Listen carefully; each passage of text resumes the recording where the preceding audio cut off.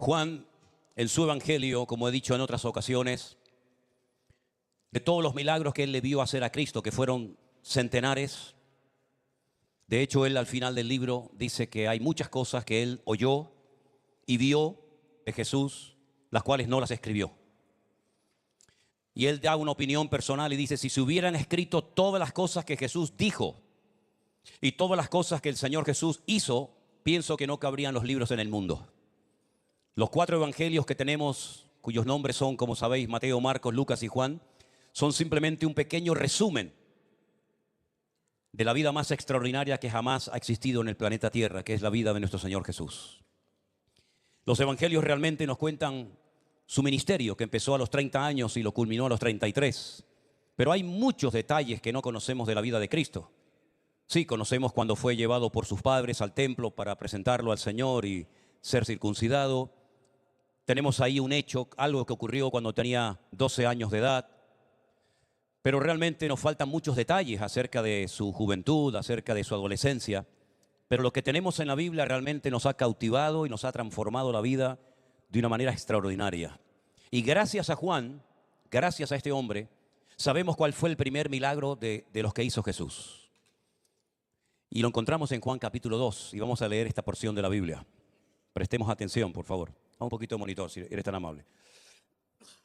Al tercer día se hicieron unas bodas en Caná de Galilea y estaba allí la madre de Jesús. Fueron también invitados a las bodas Jesús y sus discípulos. Aunque no todos, todavía no tenía a todos los discípulos, pero algunos. Y faltando el vino, la madre de Jesús les dijo, no tienen vino. Jesús les dijo, ¿qué tienes conmigo, mujer? Aún no ha venido mi hora. Su madre le dijo a los que servían, haced todo lo que él os dijere. Estaban allí 6 tinajas de piedra, de agua, para agua, conforme al rito de la purificación de los judíos, en cada una de las cuales cabían como 2 o 3 cántaros. Esto es aproximadamente unos 600 litros en las 6 tinajas, 100 en cada una. Jesús les dijo, llenad estas tinajas de agua, y las llenaron hasta arriba. Entonces les dijo, sacad ahora y llevadlo al maestresala. Y se lo llevaron. Cuando el maestresala probó el agua hecha vino, sin saber él de dónde era, aunque lo sabían los sirvientes que habían sacado el agua, llamó al esposo y le dijo, todo hombre sirve primero el buen vino y cuando ya han bebido mucho, entonces el inferior.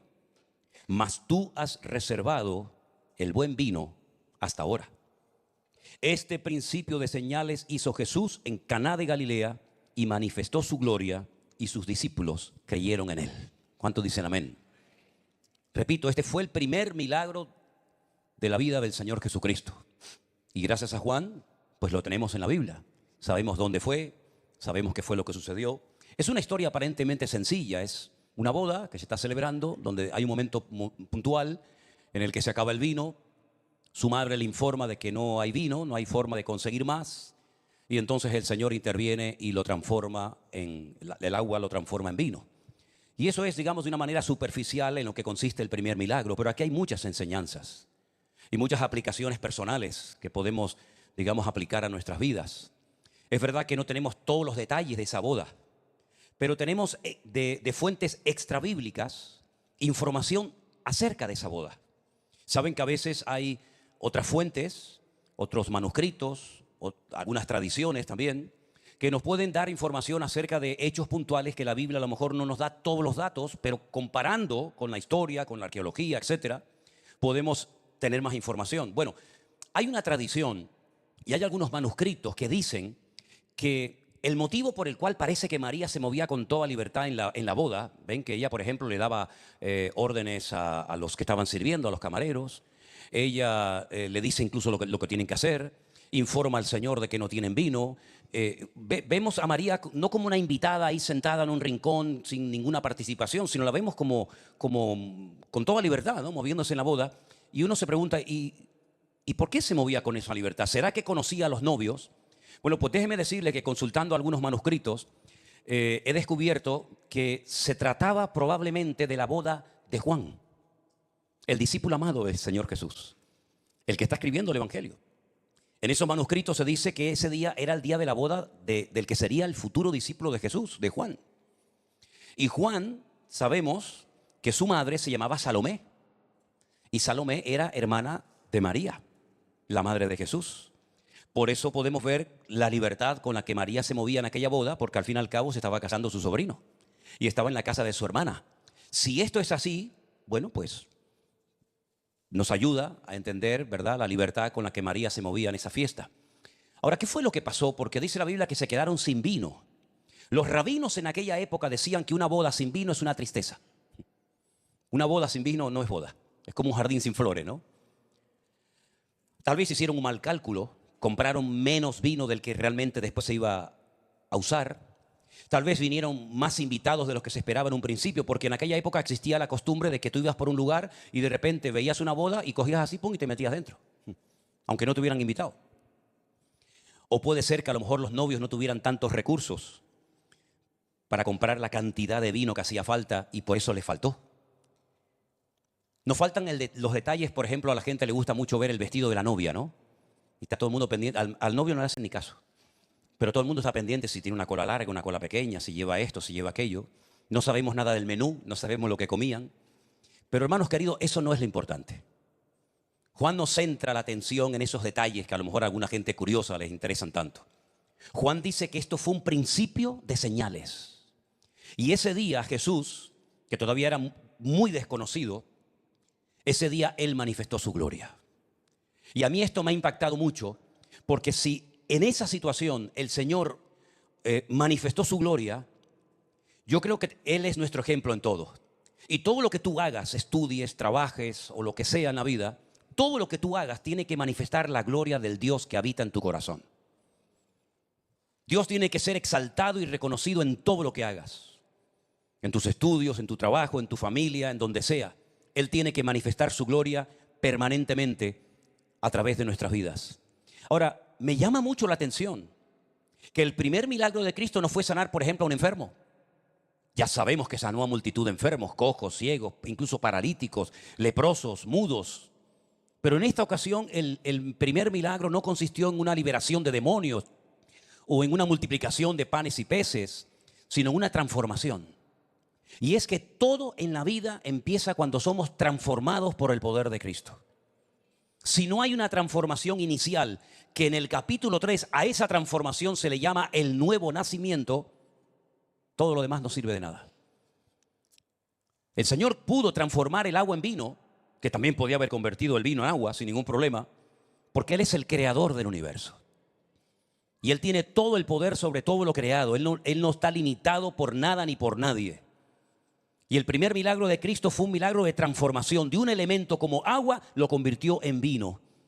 Ahora, alguien ha dicho por ahí, en forma poética, que cuando Jesús se acercó a las tinajas del agua y se reflejó su rostro en el agua se sonrojó al ver a su maestro y se convirtió en vino.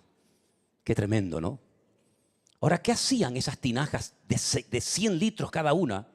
Generalmente se ponían en las puertas de las casas. ¿Qué pintaban esas tinajas de piedra, dice la Biblia? No eran de barro, eran de piedra. Bueno, recuerden que los judíos eran muy ritualistas, tenían muchos rituales y muchas ceremonias. Y nadie podía entrar a una boda sin antes lavarse las manos y los pies. Aquellos caminos polvorientos, donde la gente caminaba generalmente con sandalias, la gente venía con los pies sucios. Y habían unos esclavos generalmente en las puertas de las casas para limpiarle los pies y las manos a los que venían de camino. Y si no se dejaban lavar los pies y las manos, no podían entrar a la boda.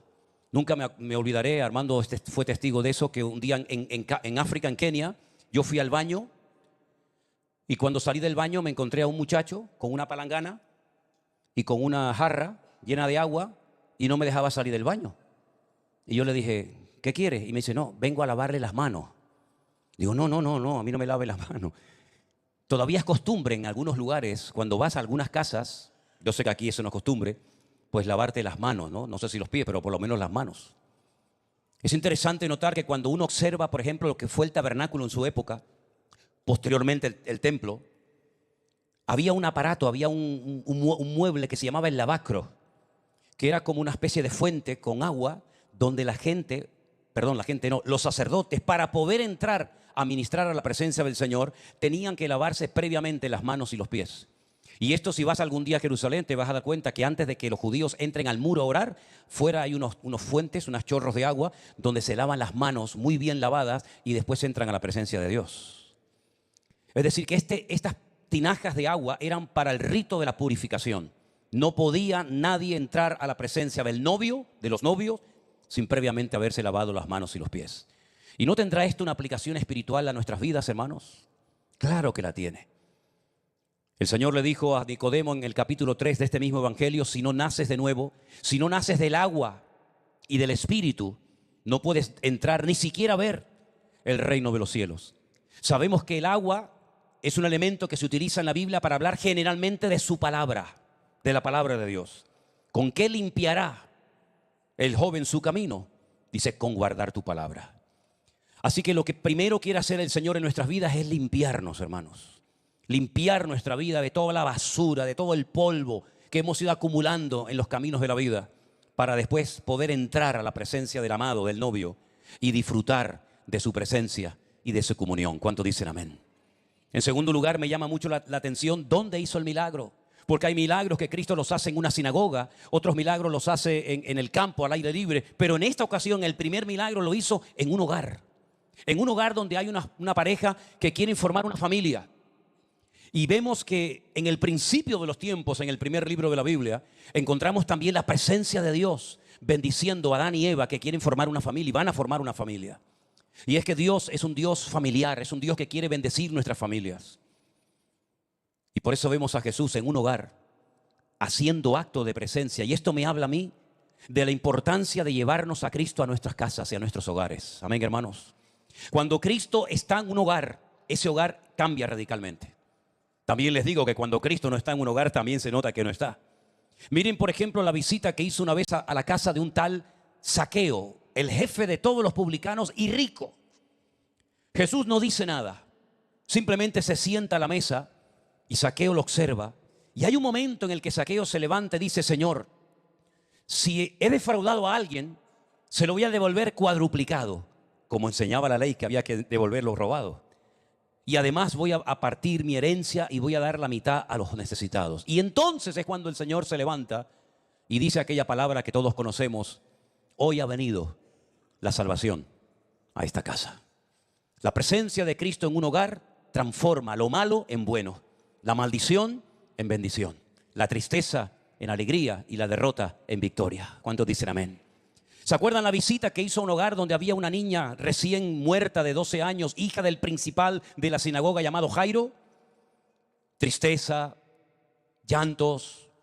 Sin embargo, el Señor entró al hogar de Jairo y cambió la muerte, porque entró el autor de la vida y la muerte salió corriendo y le dijo: Talita cumi, niña, a ti te digo, levántate y anda. Pregúntate si el fundamento de tu casa es el Señor, porque si el fundamento de tu casa es el Señor, soplarán vientos y vendrán tempestades, pero tu casa permanecerá, porque tiene base, y la base mejor del mundo es nuestro Señor Jesucristo. Así que Él no solamente transformó el agua en vino, sino que además lo hace en un hogar, en una casa, porque es ahí donde primero empieza nuestra comunión y nuestra relación con el Señor. Pero también hay algo que he subrayado aquí en mi Biblia que me ha llamado la atención. Cuando su madre le informa de que se ha acabado el vino, si ustedes leen, por ejemplo, conmigo la respuesta del Señor en el versículo 4, es muy interesante. Le dice él a su madre: aún no ha venido mi hora. Aún no ha venido mi hora. Dije al principio que ya tenía algunos discípulos. Por ejemplo, Natanael era uno de ellos. Pedro era otro, Andrés. Pero todavía no había formado su equipo. Todavía no había llamado a todos los que le iban a seguir y con el paso del tiempo en convertirse en apóstoles o en discípulos del Señor. Pero él sabía que todavía no había llegado su momento. Y ya tenía 30 años, ¿eh?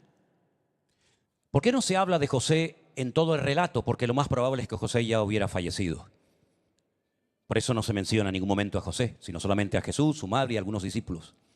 Pero lo interesante es que Jesús sabía en todo tiempo cómo comportarse. Veo en Jesús algo que a muchos parece como que les cuesta. Y es que sabía esperar. Sabía cuándo callarse y cuándo hablar.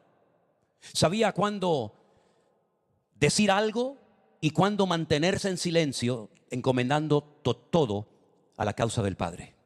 Él no aprovechó la visita a este hogar para hacerse notar y para manifestar su poder y su autoridad. No. Porque a Jesús no lo movían los sentimientos, los impulsos, las emociones. A Jesús no lo movía una agenda personal, a Jesús lo movía la voluntad del Padre. Él dijo, yo todo lo que hago, lo hago porque mi Padre me dice que lo haga. Y todo lo que digo, lo digo porque mi Padre me dice que lo diga. Y si no, ni hago ni digo nada. Y eso es una lección impresionante para nuestras vidas, por lo menos para mí. Ver que Jesús sabía lo que tenía que hacer y cómo tenía que comportarse y cómo tenía que reaccionar en cualquier lugar donde se encontrara. La pregunta es, ¿ha llegado ya tu hora? Tenemos que saber en qué momento de nuestra etapa, de nuestro desarrollo en la vida cristiana nos encontramos. Porque hay una etapa que puede ser bastante larga, te lo digo de antemano para que no te asustes, una etapa bastante larga de espera, de preparación, de aprendizaje. Y dale gracias al Señor cuando salga de esa etapa y ya tengas que comenzar a dar a otras personas, porque la vas a echar de menos. La etapa de espera de Josué tardó 40 años. La etapa de Moisés también tardó 40 años. La etapa de Eliseo también duró un tiempo y la etapa de los discípulos también duró un tiempo. Es decir, si no hay una previa preparación y transformación en nuestra vida, difícilmente habrá una etapa de ser usados en la obra del Señor. No te adelantes a los acontecimientos. Aprende, como dijo el Señor, aún no ha venido mi hora. Tienes que saber en qué etapa de la vida te encuentras y si es el tiempo de aprendizaje, procura aprender todo lo que puedas porque después vas a echar de menos ese momento. Si es el momento de recibir o es el momento de dar, el momento de hablar o el momento de callarte, tenemos que pedirle sabiduría y discernimiento al Señor para saber en qué etapa de la vida nos encontramos. Ahora, vemos a María diciéndole al Señor, Señor, hay un problema en esta casa.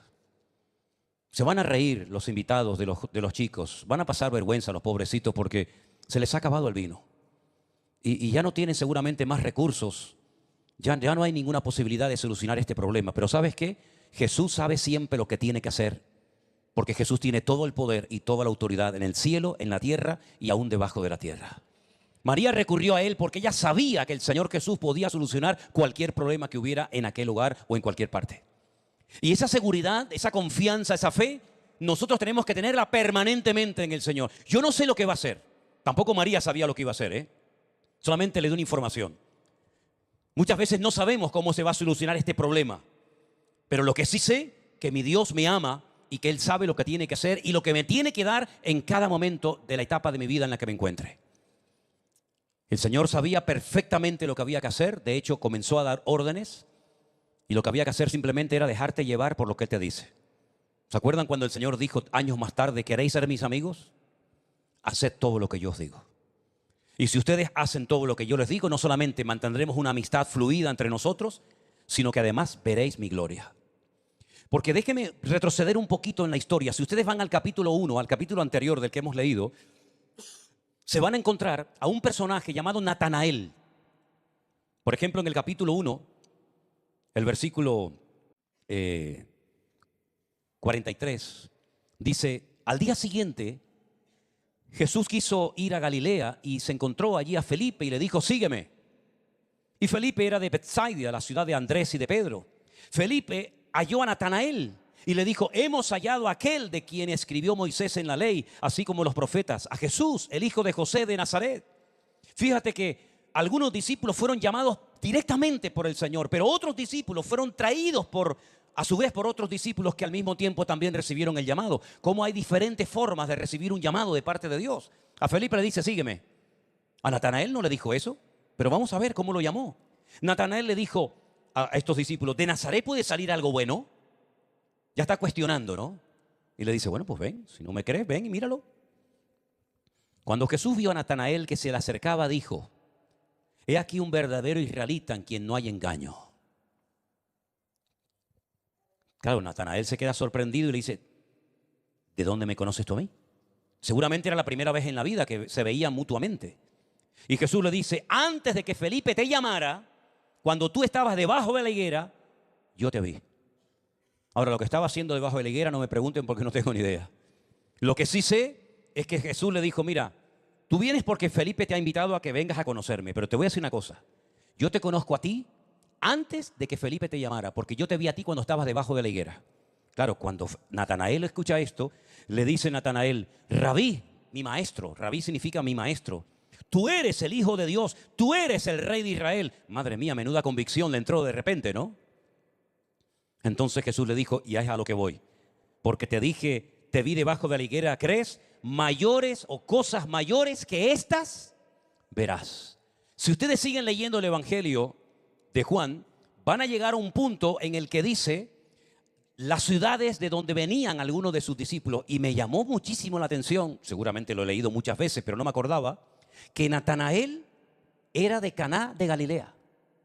No era de Tiberias, no era de Betsaida, no era de Capernaum, era del lugar donde Jesús transformó el agua en vino, de Caná de Galilea. Luego le está diciendo, tú te quedas sorprendido por lo que te acabo de decir, pues cosas mayores verás. Aquí las tienes, aquí las tienes.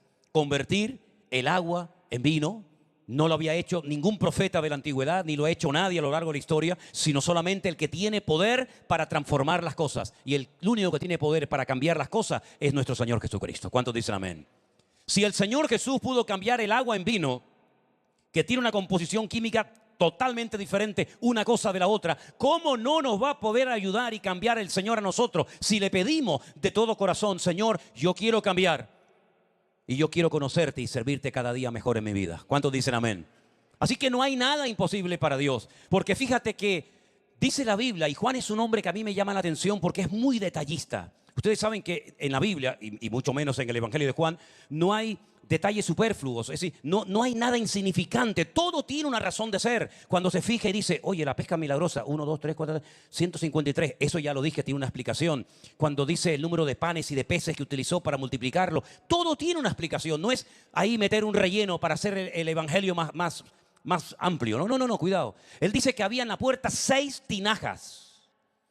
Y en la cultura judía, para ellos los números eran muy importantes. Daros cuenta que, por ejemplo, la Biblia dice que en el 6º día el hombre fue creado. Y aunque lo creó perfecto, después se convirtió en un ser pecador por haberse desconectado de Dios. Entonces ellos relacionaban el 6 con lo imperfecto, con lo incompleto.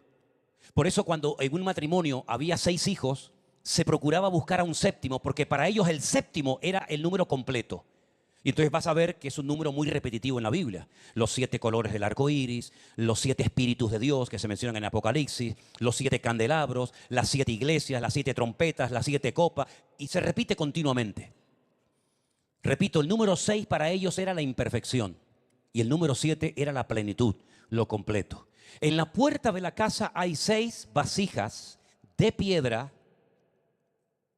que el Señor utiliza lo incompleto y utiliza lo que aparentemente no sirve para nada para hacer el primer milagro de su ministerio y demostrarnos que aunque nuestros corazones estén vacíos y sean de piedra, Él los puede transformar y convertirlos en corazones de carne. Él dijo a través del profeta Jeremías, yo hice un pacto con mi pueblo y ese pacto lo escribí en piedra, pero ustedes lo quebrantaron. Pero yo haré un nuevo pacto, que es esto lo que hemos recordado en esta noche, y en ese pacto escribiré mis palabras, no en corazones de piedra, sino en corazones de carne, y donde pondré mi espíritu por la eternidad dentro de ellos. ¿Cuántos dicen amén? Así que Dios siempre toma lo que no sirve para nada, lo imperfecto y lo incompleto, para completarlo y para bendecirnos a través de ese elemento. Y si el Señor utilizó vasijas de barro, en este caso de piedra, ¿cómo no va a poder utilizar el Señor tu vida si te dejas llenar de su presencia y te dejas transformar por su bendito poder y por su palabra? ¿Cuántos dicen amén? Bendito sea Dios. Jesús sabe siempre lo que hay que hacer, pero para que Él obre en nuestra vida tenemos que cumplir con sus órdenes. Y Él dio órdenes específicas en esta boda. Una de ellas dijo, llenad estas tinajas de agua. Él lo podía haber hecho, pero Él siempre pide, por así decirlo, una participación, una colaboración por nuestra parte. Llenen ustedes las vasijas de agua. Las llenaron, eso se llama obediencia. Y la obediencia siempre es bendecida por Dios, siempre. Se fiaron del Señor, no cuestionaron, pero ¿cómo vamos a llenar las vasijas de agua? Pero no cuestionaron la orden, hicieron lo que el Señor les mandó. Ya están hasta arriba, Señor, ¿y ahora qué hacemos? Ahora, segunda orden, sacad ahora y llevadlo al maestresala. Claro, no van a llevar la vasija de 100 kilos, pero seguramente habría algún cucharón o habría algo para que el maestresala, el que cataba, el que probaba el vino y decía, lo pueden servir porque está bien o está mal, ¿cómo vamos a hacer eso? Cuando metamos el cucharón vamos a sacar agua, Señor. ¿Y cómo le vamos a llevar agua al maestresala? Nos van a azotar, nos van a castigar. Estamos tomándole el pelo a todos los invitados. Pero ellos también se fiaron del Señor. Y tenemos que llegar a un punto en nuestra vida en el que tenemos que fiarnos de tal manera de Dios que ante la orden más absurda y ridícula e incomprensible que no entra en la lógica, estemos dispuestos a obedecer al Señor. Tú me dices que llene de agua y que haga así, que se lo dé al maestresala, pues yo lo hago y que el Señor haga lo que quiera. Y dice la Biblia que en ese segundo acto de obediencia, cuando el maestresala probó el vino, dice, esto es una maravilla y has guardado lo mejor para el final. Y eso es lo que el Señor tiene preparado para la iglesia de los últimos tiempos. Para el mundo tiene preparado lo peor. Y lo podemos ver, por ejemplo, en el Apocalipsis, que también lo escribió Juan. Los sellos, las trompetas, las copas, unas cosas terribles. Y aunque la iglesia pase por luchas, por pruebas y por dificultades, el Señor siempre nos guardará y nos protegerá. Porque la Biblia dice que Él tiene preparadas otras bodas y las hemos leído en esta noche si habéis prestado atención a la lectura. Estas son las bodas en Caná de Galilea. Faltó el vino, hubo un problema, pero la Biblia nos habla de las bodas del Cordero, donde nosotros como la iglesia, como la amada, nos juntaremos con el novio por la eternidad y allí no faltará de nada. Y allí lo torcido se va a enderezar. Y allí el cojo caminará y el mudo hablará y el ciego verá, porque el Señor cambiará todo lo que es imperfecto, incompleto, lo cambiará en perfecto y maravilloso, porque ese es el poder de nuestro Dios y esa es la voluntad del Señor para su iglesia. Bendecirnos, transformarnos y cambiarnos, pero para que se produzcan ciertos y determinados cambios en nuestra vida, tenemos que estar dispuestos a dejarnos tratar por el Señor, a dejarnos moldear por el Señor y a obedecerle en todo lo que Él nos pide. Y si hacemos nuestra parte, que no tengamos la más mínima duda, mis queridos hermanos, que el Señor nos sorprenderá. Porque de aquellas tinajas de piedra, con la bendición de Dios, salió bendición para una boda. Pero de nuestros corazones de carne transformados por el poder de Cristo puede salir mucha bendición para millones de almas que se están muriendo de sed y no de agua, y se están muriendo de hambre y no de pan, sino se están muriendo porque no tienen palabra de Dios ni presencia de Dios en sus vidas. Nosotros hoy en día somos esos recipientes, esos vasos de barro de los cuales habla Pablo también a la iglesia de Corinto, diciéndonos el Señor que Él ha puesto un tesoro dentro de nosotros. Y el valor no es el recipiente, el valor es lo que tiene dentro. Y el recipiente lo que contiene es la presencia del Dios Todopoderoso. Por eso Pablo dice, no quiero que ignoréis que vuestros cuerpos, vuestros vasos, vuestras tinajas son ahora el templo del Espíritu Santo de Dios. Y por eso tenemos una tremenda responsabilidad de ver que hay un mundo que está enfermo y sin esperanza alguna. Pero nosotros tenemos el vino, tenemos la presencia del Señor, el gozo del Señor en nuestras vidas y que tenemos que transmitirlos a ellos para que ellos vean la gloria y la manifestación de la gloria de Dios en sus vidas. ¿Cuántos dicen amén? Cierra tus ojos en esta noche ahí donde estás. Y quiero que le digas esto al Señor ahora. Escucha bien. Quiero que le digas al Señor, Señor, yo quiero que transformes mi corazón de piedra en corazón de carne. Yo quiero, Señor, que de mi interior salgan ríos de agua viva. Yo quiero que de mis labios salgan palabras de ánimo, de aliento y palabras poderosas que alaben y glorifiquen tu nombre. Tal vez te sientes como una vasija inservible y vacía, pero el Señor toma lo vil y lo menospreciado para avergonzar a los que se creen ser algo. Por eso no te sientas como un mueble viejo que no sabes ni dónde meterte ni qué hacer. Porque el Señor cuenta con todos y cada uno de nosotros para manifestar su gloria entre las naciones de la tierra. No importa si tienes pocos o muchos estudios, mucha o poca preparación, lo importante es que tu corazón esté alineado con el Señor y que tú le digas hoy al Señor, usa mi vida, oh Padre Celestial. Transforma mi corazón para que yo pueda ser un instrumento útil en tus manos. Y así como transformaste el agua en vino, poder transformar el ambiente en el que yo me encuentro, Señor. Si Jesús no hubiera estado en esa boda, aquella boda hubiera terminado en un auténtico desastre. Lo que empezó muy bonito hubiera terminado en una auténtica tragedia. La gente se hubiera ido insultando a los novios, criticando. La tristeza de los novios hubiera sido terrible. Porque algo que empezó muy bonito terminó siendo una vergüenza. Y así como terminan muchas cosas que aparentemente empezaron muy bonitas. Relaciones, ministerios, amistades, incluso iglesias que empezaron aparentemente muy lindas. Pero terminaron en un auténtico desastre porque no estaba el Señor Jesús en ese lugar. Pero qué diferente cuando Jesús está en un sitio, hermanos. Da igual si es iglesia, familia, trabajo, boda o funeral. No importa. Donde Jesús está hay cambios. Donde Jesús está hay milagros. Donde Jesús está hay gloria. Hay paz, hay victoria, hay bendición. Y por eso, Señor, lo que anhelamos es tener tu presencia en nuestras vidas, en nuestros hogares. Y que todo lo que hagamos manifieste tu gloria, Señor. Que a través de nosotros tu olor fragante se esparza por todas las naciones de la tierra, Señor.